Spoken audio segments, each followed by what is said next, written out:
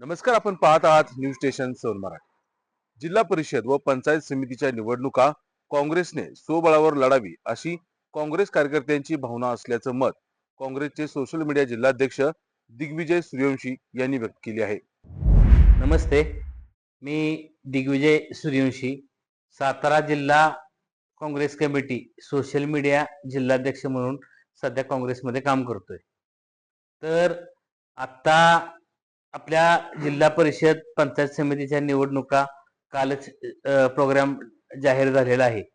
तर त्या अनुषंगानं मला एक काँग्रेस म्हणून मला आज आपल्याशी बोलायचं आहे. तर वास्तविक आज काँग्रेसनं स्वबळावरती लढण्याची आवश्यकता आहे, हे माझं स्पष्ट मत आहे. भले काँग्रेसकडे आज रसद कमी आहे हे आम्ही मान्य करतो, त्याची काही कारणं असतील, परंतु काय की आज ही आयडियोलॉजीचा विचारधारेचा विचार करता राजकारणाच्या शुद्धीकरणाची आवश्यकता बघता आज काँग्रेस हा एकमेव पक्ष आश्वासक वाटतो. त्यासाठी महत्वाचा मुद्दा असा आहे की आज आघाड्याच्या चर्चा सुरू आहेत. आता आमच्या कराड दक्षिण मध्ये सुद्धा आघाड्याच्या चर्चा सुरू आहेत.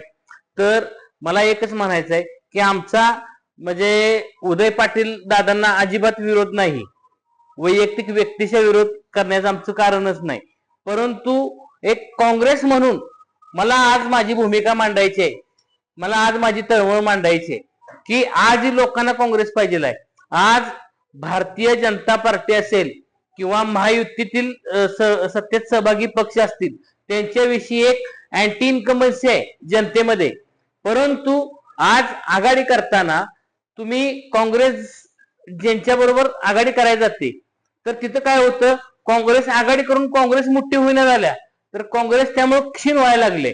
तर जरी पराभव झाला तरी मला एकच ह्या निमित्तानं आपल्याला सांगू इच्छितो मी की निवडणूक ही एक चळवळ आहे. म्हणजे निवडणूक लढणं म्हणजे प्रत्येक निवडणूक ही विजयासाठीच लढली पाहिजे असं काही नाही. आजही आपण 2014 पासून काँग्रेस सत्तेत नाही, तर आज स्वबळावर लढल्यानं आपल्याला काय होतं तर बूथ सक्षम होतो. आपल्याला आपल्यासोबत कोण आहे, आपल्यासोबत कोण नाही, आपल्याला खाली काय करायला पाहिजे, बूथ कसा मजबूत करायला पाहिजे, ह्या गोष्टींची आपल्याला आयडिया येते. त्यासाठी आपल्याला स्वबळावरती लढायचं असं आमची काँग्रेस म्हणून मनापासून इच्छा आहे.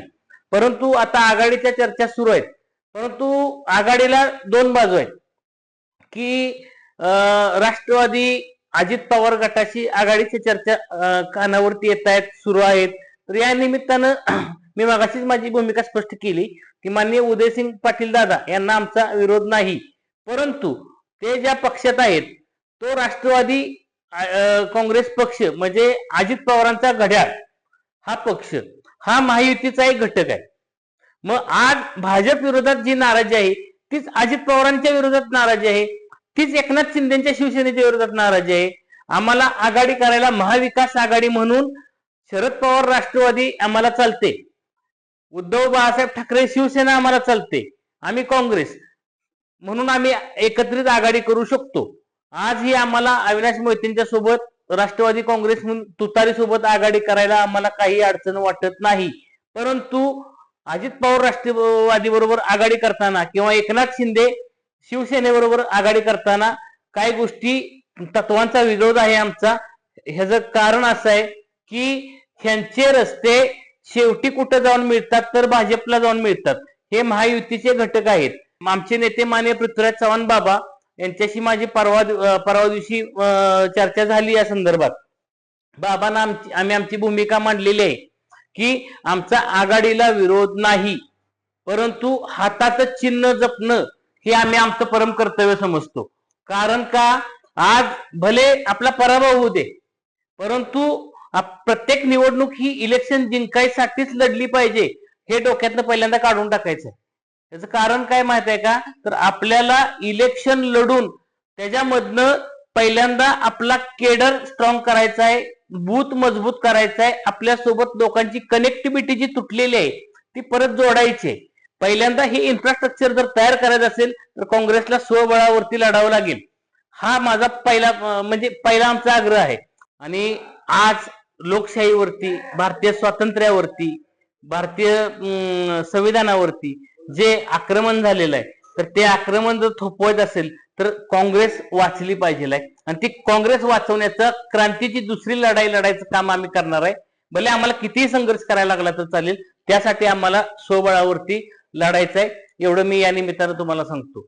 कारण का तर काँग्रेस वाचली तर देश वाचणार आहे, हे तितकंच सत्य आहे. कारण त्यावेळी काँग्रेस आश्वासक होती आणि आजही काँग्रेस आश्वासक आहे भारतीय लोकशाही आणि संविधान टिकवण्यासाठी.